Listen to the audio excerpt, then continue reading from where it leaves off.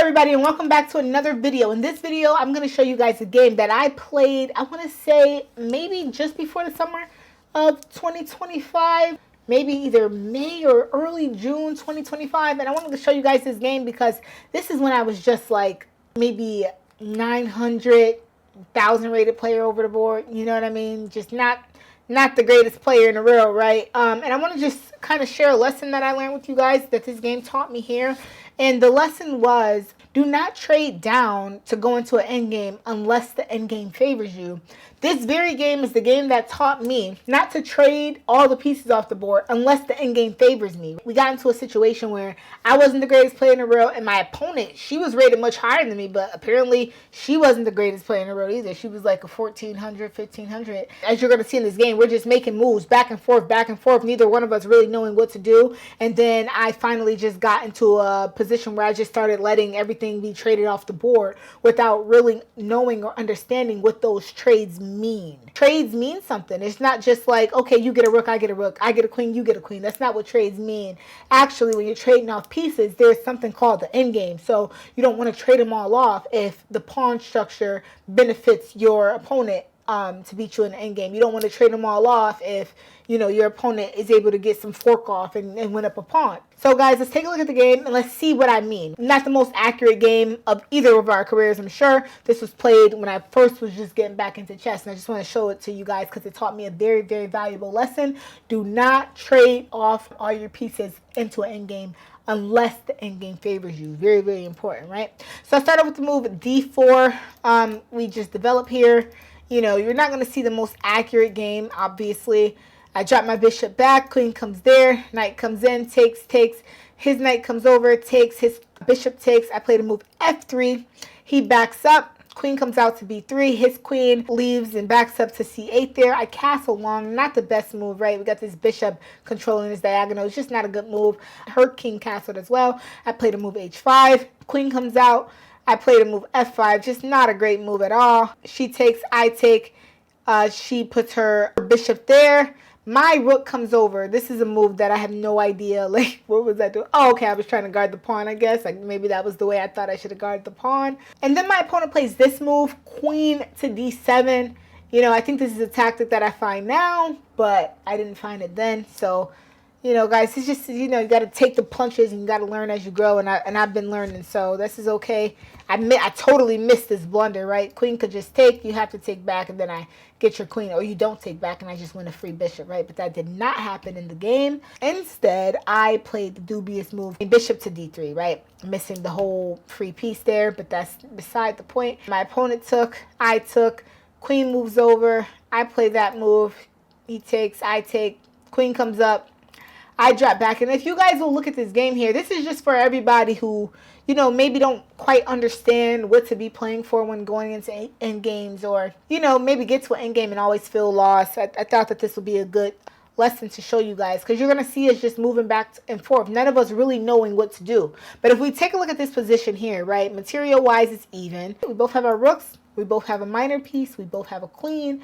My opponent has 1, 2, 3, 4, 5, 6 pawns. I have 1, 2, 3, 4, 5, 6 pawns as well. So it's a pretty even game, right? This is even. And it's just a position where you could just tell by the moves we're making. We were both, I was pretty lower rated. She was a 1500 player. She didn't seem like she knew what she was doing. But as you can see, we both don't know what to do here. So I go here. And then it's just too much back and forth for me. We went from this position here, able to trade queens, didn't quite want to trade them yet. Then I drop my queen back. She drops her queen back. I move my rook over. She drops her queen back again. I drop my rook back. Like, we clearly don't know what to do with our pieces. Then she moves her queen back. Of course, she's hitting an unprotected piece, but for me, it was just too much Mickey Mouse, right? We don't know what we're doing. We're just moving pieces back and forth. The rook comes over. My queen comes over. Her rook comes over, my bishop comes up, and the queen goes back. And finally, I'm just like, you know what? I'm tired of all of this running around. Let's just start trading. Let's just trade some pieces off. It can't hurt. Like, in my mind, I'm like, it can't hurt to just, you know, I get a rook, you get a rook. You get a rook, I get a rook. Like, it can't hurt. But not fully understanding. The position is pretty even here. The computer gives black the edge, but not quite understanding that Once king comes there, now I'm just like, okay, we're trading off pieces. The king comes over, king to c2, and that allows my opponent to get this queen trade off. Now again, this looks very, very innocent. I'm gonna take your queen, you're gonna take my queen. To me, and the reason why this game resonates with me is because, you know, I didn't know I lost until I knew I lost. Like in this position here, I thought, okay, you got a piece, I got a piece. We both got the same amount of pawns. We're going into an endgame here. But what I didn't quite realize was it's not just about if we have the same, you know, if the material balance is even. It's also about who position is better to win the endgame. So don't trade off all your pieces unless the position favors you to queen, right? Because that's all the endgame is about at the end of the day. We're trying to see who could get the pass pawn and queen. And this position does not favor me. This bishop is blocked in. You know, this knight could do a lot more things than this bishop can do. g4, my opponent plays the move h5. I take, he takes. And now what? Now what do? I got to guard both of these pawns with this bishop. Now that I got to guard both of the pawns with the bishop, my opponent is going to be able to win one of these pawns. By simply moving the king here, I have to basically decide, am I going to drop my bishop back this way, or am I going to drop my bishop back this way, and I got to save one of the two pawns, right? And I think in this game, I ultimately decided to go here, and then you just pick up a pawn, and now I'm losing this endgame, because I gotta keep babysitting this pawn here, and all you're going to do is walk two over, and then I only got one to protect it, right? I can't get over there fast enough. Takes, and then now my opponent is got these two passed pawns. She's literally up two passed pawns in the endgame, right? And it all started from me thinking that it was okay to pretty much trade everything. So in this position here, before just trading, I needed to see that, you know, my opponent has the better minor piece. My piece is kind of blocked behind this pawn. And after trade, once my opponent got her king there, I didn't want to make the move king to c2, because now that allows you to trade off the queens, right? So king to c2 was a bad idea, because now that, even though I thought trades were fine, this game allowed me to understand that they're not. All trades are not created equal, and even though it looks to just be a queen for a queen, in this position I should have sat there like, okay, what happens when my queen takes and then my opponent's king takes? My opponent is then able to round up all of these pawns. King to c2 is not a good move, and we trade, and in this endgame here, black is clearly better. Even g4 isn't a bad move. That's actually the computer recommended move.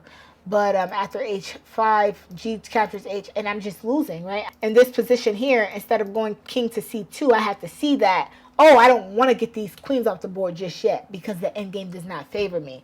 Now, if something happens where we're able to trade off these minor pieces and I'm able to get my pawn structure in a better position to be a pass pawn and win the endgame, then we can consider trading off all of our pieces. But in this position, a move like king c2 just loses.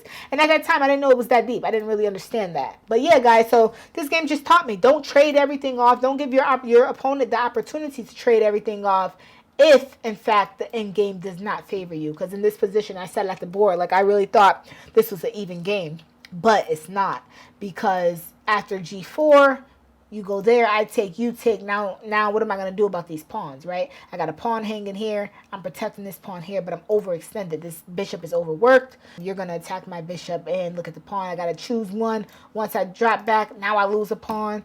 And now you're just going to go after my other pawn. And you don't want to go trading things off if the endgame does not favor you. And this game taught me exactly that. Hope you guys enjoyed taking a look at this game with me. It was played a while ago, but again, every single tournament game I play, I review it to its core, review it with my coach, and I'm able to take away major takeaways to bring along with me in my chess journey. Okay, guys? I'm glad you stuck around for this video, and I will see you in the next one.